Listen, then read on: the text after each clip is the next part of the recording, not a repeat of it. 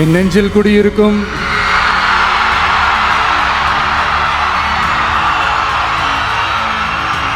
கரூர் சொந்தங்கள் உங்கள் அனைவருக்கும் என்னுடைய வணக்கம்.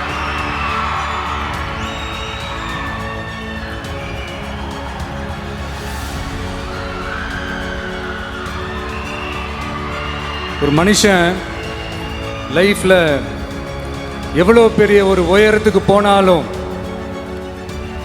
மனசளவில் சில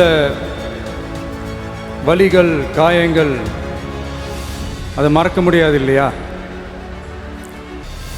எல்லார் லைஃப்லையும் அப்படி தான், நமக்கும் அப்படி தான். நிறையா வலிகள், காயங்கள் எல்லாத்தையும் தாண்டி தான் வந்திருக்கிறோம். ஆனால் எல்லாத்தையும் விட ரொம்ப ஜாஸ்தியான அந்த வலியும் அந்த காயமும் எனக்கு அந்த கரூர் சம்பவம் தான்.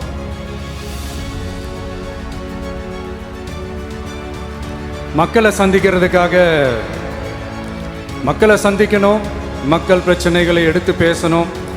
அதுக்காக தான் அந்த மக்கள் சந்திப்பு பயணத்தை தொடங்கி திருச்சி, அரியலூர், நாகப்பட்டினம், திருவாரூர், நாமக்கல், கரூர் அப்படின்னு சொல்லிட்டு போயிட்டு இருந்தோம். அரியலூரில் அந்த மீட்டிங் முடிச்சுட்டு பெரம்பலூர் போகிறதுக்கு முன்னாடி அந்த பெரம்பலூர் போலீஸ் எங்களை அலர்ட் பண்ணாங்க. சரிங்க, கூட்டம் கொஞ்சம் ஜாஸ்தியாக இருக்குது, லேட் ஆகிடுச்சு, வராதிங்க அப்படின்ட்டு. So we had no choice. Police சொன்னால் நம்ம அதை ஒபே பண்ணி தானே ஆகணும். அதே நேரத்தில் பெரம்பலூர் மக்களோட அந்த சேஃப்டியும் மைண்டில் எடுத்துக்கிட்டு ஒரு மன வலியோடவே திரும்ப போயிட்டோம். அதுக்கப்புறம் பெரம்பலூர் தொகுதி மக்களுக்கு மன்னிப்பும் கேட்டோம். அதே மாதிரி நாமக்கல் அந்த மீட்டிங் முடிச்சுட்டு கரூர் வரும்போது அந்த கரூர் போலீஸ் எங்களை அலர்ட் பண்ணியிருக்கலாம்ல.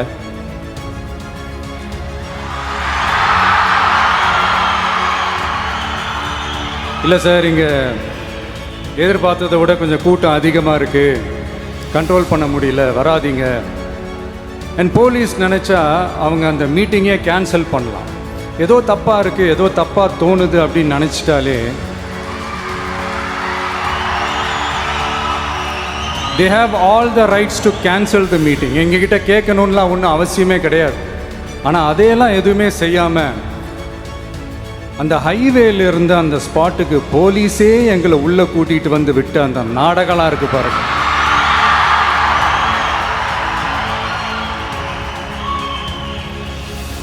நம்பிட்டேங்க, முழுசாக நம்பிட்டேன். அன்னைக்கு இருந்த அந்த கரூர் போலீஸ் பேசும்போது தேங்க்ஸ்லாம் சொன்னேன் அவங்களுக்கு. எனக்கு தெரியாது இப்படி ஒரு நாடகம் நடக்கும். இதுக்கெல்லாம் யார் காரணம்? இதெல்லாம் யார் சொல்லி செஞ்சது? இப்படி பண்ணுங்க, அப்படி பண்ணுங்க, சப்போஸ் அப்படி நடந்தா இப்படி பண்ணுங்க, சப்போஸ் இப்படி நடந்தா இந்த மாதிரி இன்ஸ்ட்ரக்ஷன்ஸ்லாம் கொடுத்து அந்த ப்ரெஷர் போடுறது யார்?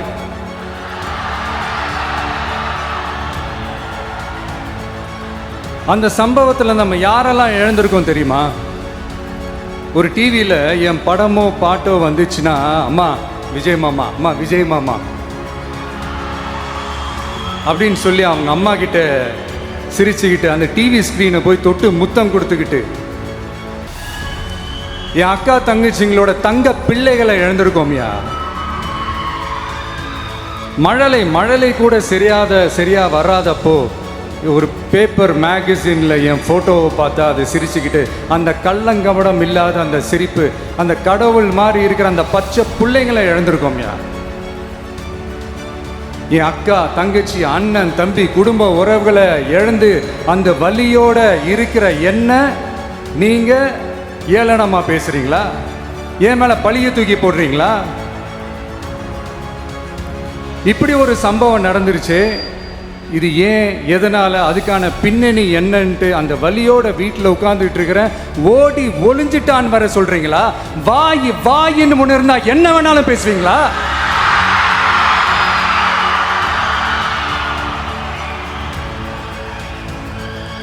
மக்களே, நான் உங்களையே கேட்குறேன். அன்றைக்கி அத்தனை க்ரௌடு இருந்துச்சு, அந்த க்ரௌடுக்கு தகுந்த மாதிரி போலீஸ் பாதுகாப்பு கொடுத்தாங்களா? இந்த இடத்தை எடுத்துக்க சொல்லி நாங்கள் தான் சொன்னோம்னு ஒரு போலீஸ் ஆஃபீஸர் பேட்டி கொடுக்குறாரு. அதுக்கு என்ன அர்த்தம்? இவ்வளோ வலி, இவ்வளோ காயங்கள் கொடுத்துட்டு பழியை தூக்கி நம்ம மேல போட்டுட்டு அதுல ஒரு அரசியல் ஆதாயம் தேடுறீங்களேயா? இதுல வாய் கூசாம சட்டசபையில ஸ்டாலின் சார் நம்ம மேல திருப்பி விட்டு அங்க ஒரு அரசியல் செய்றாரு. அதுக்கு என்ன அர்த்தம்? நமக்காக வந்திருக்கிற மக்களை காக்க வைக்கிறதுக்கு நான் ஒன்றும் ஆதாயம் தேடுற அரசியல்வாதியெல்லாம் கிடையாது. மக்களுக்காக அரசியலுக்கு வந்தவன் இந்த விஜய். எனக்காக எல்லாமும் கொடுத்த என் மக்களுக்காக எல்லாத்தையும் விட்டுட்டு மக்களுக்காக மட்டுமே அரசியலுக்கு வந்தவன் இந்த விஜய். அவங்களுக்காக நன்றி கடன் செலுத்துறதுக்காக மட்டுமே அரசியலுக்கு வந்தவன் இந்த விஜய். உங்களுக்கு தான் இந்த விஜயை பத்தி நல்லா தெரியுமே. ஆனா நம்ம எல்லாருக்குமே இத்தனை வலிகள் காயங்கள் கொடுத்தவங்களுக்கு இந்த 2026 தேர்தலில் தக்க பதிலடி கொடுத்துட்டீங்க. ஆனா அது மட்டுமே பத்தாது மக்களே, அது மட்டுமே பத்தாது. காலகாலத்துக்கும் எழுந்திருக்கவே முடியாத அளவுக்கு நிரந்தரமான ஒரு பதிலடியை நீங்க கொடுத்துக்கிட்டே இருக்கணும்.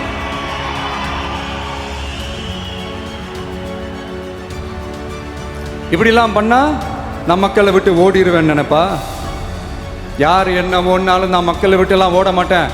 அன்னைக்கும் சொன்னேன், இன்னைக்கும் சொல்றேன், நாளைக்கும் சொல்றேன், தில்லா சொல்லுவேன், கெத்தா சொல்லுவேன். பணமா ஜனமா அப்படின்னு கேட்டா என் ஜனம் தான்டா எனக்கு முக்கியம்.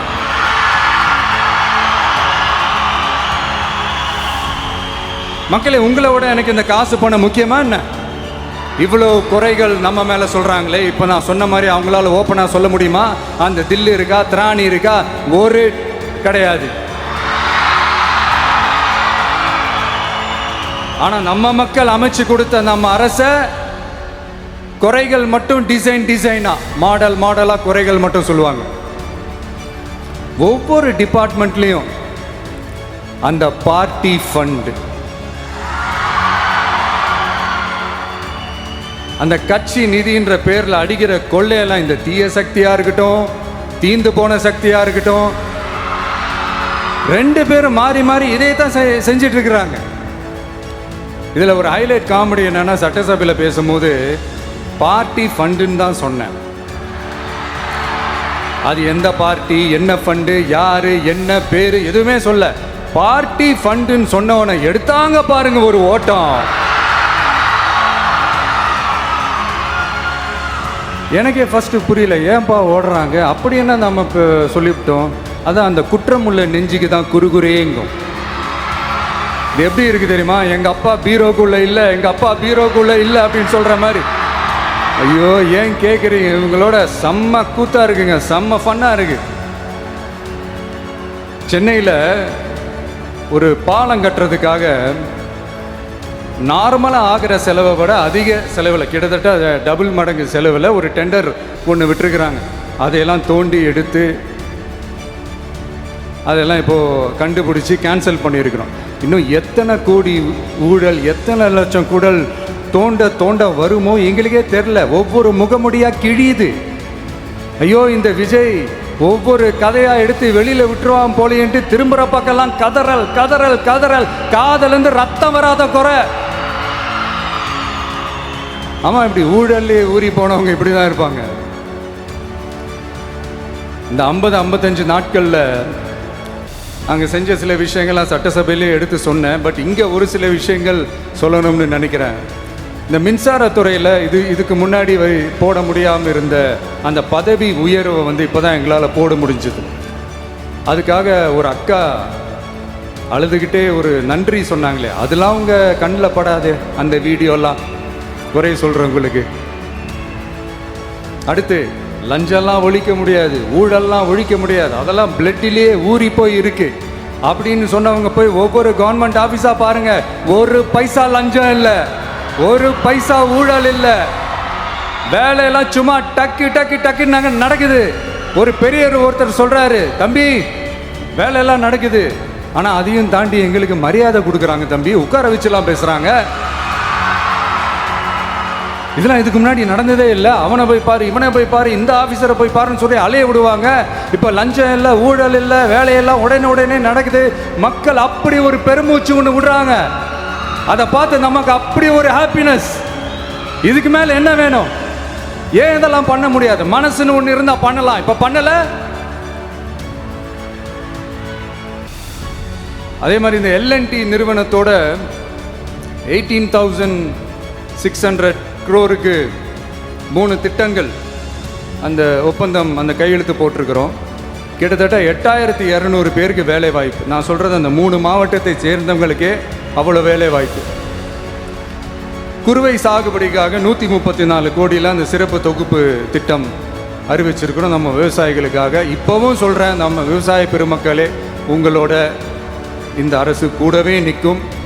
பெண்கள் பாதுகாப்புக்காக சிங்கப்பெண் அதிரடி படை, அது உங்களுக்கு நல்லாவே முன்னாடியே தெரியும். வரப்போகிற அறிஞர் அண்ணா அவர்களுடைய பிறந்த நாளில் உங்கள் அண்ணனுடைய அரசில் தாய் மாமன் தங்க மோதிர திட்டம் அறிவிக்கப்படும். இதெல்லாம் கேட்டாங்களே, வாக்குறுதி கொடுத்தீங்களே, என்னாச்சு என்னாச்சுன்னு. இந்த தீய சக்தி மாதிரி ரீல் தாய் மாமன்லாம் கிடையாது, ரியல் தாய் மாமன். எப்படி ரியல் தாய் மாமன்.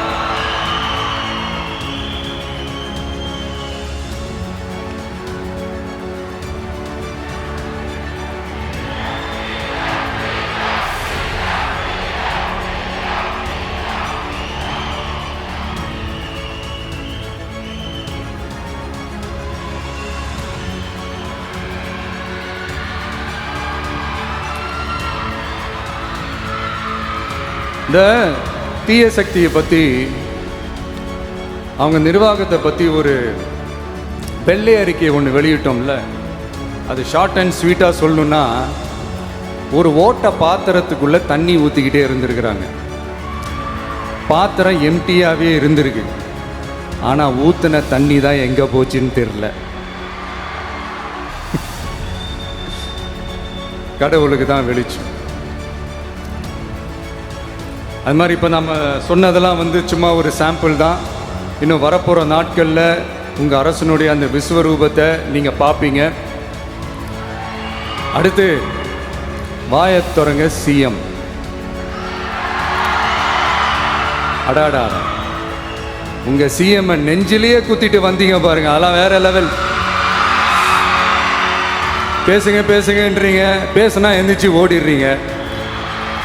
இனிமேல் பேச ஆரம்பிக்கிறதுக்கு முன்னாடி என்ன பண்ணணும் அப்படின்னா, ஒரு நண்பர் ஒருத்தர் சொன்னார், மாண்புமிகு பேரவைத் தலைவர் அவர்களே, எல்லா டோரையும் இழுத்து லாக் பண்ணுங்க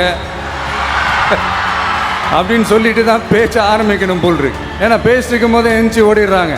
5 நிமிஷம் பேசினதுக்கே குளத்தூரில் கொத்து பரோட்டா போட்டாங்க. இதுக்கு மேலே பேசினா மொத்தமாக முடிஞ்சிடும், பார்த்துக்கங்க. நாம் அரசியல் பேசினா விஜயெல்லாம் அரசியல் பேசலாமா அப்படிங்கிறது. சரிப்பா, நமக்கு எதுக்கு வம்பு, நம்ம பாட்டுக்கு நம்ம வேலையை பார்ப்போம், எதுக்கு அவங்கள பற்றி பேசிக்கிட்டு அப்படின்னு இருந்தால் விஜய்க்கு அரசியலே பேச தெரில அப்படிங்கிறது. இப்படியே மாறி மாறி மேகதாது அணையை பற்றி என்ன தெரியும், விஜய் அதை பற்றி பேசலை. இப்படி நம்ம அரசியலுக்கு வந்ததுலேருந்தே ஒரு கூட்டம் குறை மேலே குறையா சொல்லிக்கிட்டு, பாட்டுக்கு பாட்டு கச்சேரி எங்களுக்கும் பண்ண தெரியும், பண்ணலாமா? இந்த மேகதாது அணை சம்பந்தமான அந்த வழக்கில் தமிழ்நாட்டோட பெட்டிஷனை சுப்ரீம் கோர்ட் எப்போ ரிஜெக்ட் பண்ணிச்சு? அப்போ யார் ஆட்சியில் இருந்தா? ஏன் ஒழுங்காக வாதாடல? நீங்கள் ஒழுங்காக வாதாடி இருந்தீங்கன்னா அதை ரிஜெக்ட் பண்ணியிருக்க மாட்டாங்கல்ல. ஏன் ஸ்டாலின் சார் வேணும்னே விட்டுட்டாரா? ஏன் இப்படிலாம் கேள்வி கேட்கலாமா? இப்படிலாம் கேள்வி கேட்டால் தான் மேகதாது அணையை பற்றி பேசுனதா அர்த்தமா? ஏன் அந்த ஸ்டேட்டு சிஎம் பேசுகிறாரு, நீங்கள் ஏன் பேசலை அப்படின்னா, நம்ம ஸ்டேட்டோட உரிமையை எங்கே நிலைநிறுத்தணுமோ அதுக்காக வேலை பார்க்குறது மட்டும்தான் முக்கியம். சும்மா சவால் விட்டுக்கிட்டு சீண்டிப்பார், நான் யார் தெரியுமா, தொட்டுப்பார், இப்படிலாம் பேசிக்கிட்டு இருந்தால் வேலைக்கு ஆகாது. சும்மா பேசி பேசி பிரச்சனையை வளர்த்துக்கிட்டு யார் மேலே அது பழியை தூக்கி போட்டுட்டு அப்புறம் மக்களை அம்போன்னு தெருவில் விட்டுட்டு இப்படி தான் ஒரு அரசியல் பண்ணணும்னா அந்த அரசியல் நமக்கு தேவையும் இல்லை, அதை நம்ம செய்யவும் போகிறதில்ல. Talk less work more mode தான், அதுதான் நம்ம பாலிசியே. அதனால தான் சட்டசபையில் அந்த அரசினர் தீர்மானம்னு சொல்லி ஒன்று கொண்டு வந்தோம். அது எப்படி டு டேக் இட் ஃபார்வர்ட், எப்படி கொண்டு போகணுமோ அதை சரியாக செய்வோம். சென்ட்ரல் கவர்மெண்ட்லேருந்து அந்த டீலிமிட்டேஷனை திரும்ப கொண்டு வர போகிறதா ஒரு பேச்சு ஒன்று அடிபடுது. யார் என்ன டீலிமிட்டேஷன் கொண்டு வந்தாலும் தமிழ்நாடு அது ஒத்துக்காது. நமக்கான இடத்த யாரும் பறிக்கவும் முடியாது, அது பறிக்கவும் விட மாட்டோம். இப்படி நாம் இருக்கும்போது இந்த தீய சக்தி திமுக எங்கே போய் நிற்குது, யார் கதவை தட்டிக்கிட்டு நிற்குது, அது உங்களுக்கே நல்லா தெரியும். மக்களே, இந்த தீய சக்தியும் தீந்து போன சக்தியும் வேறலாம் இல்லை, கூட்டு களவாணிங்க. சொல்ல முடியுமா அவங்களால?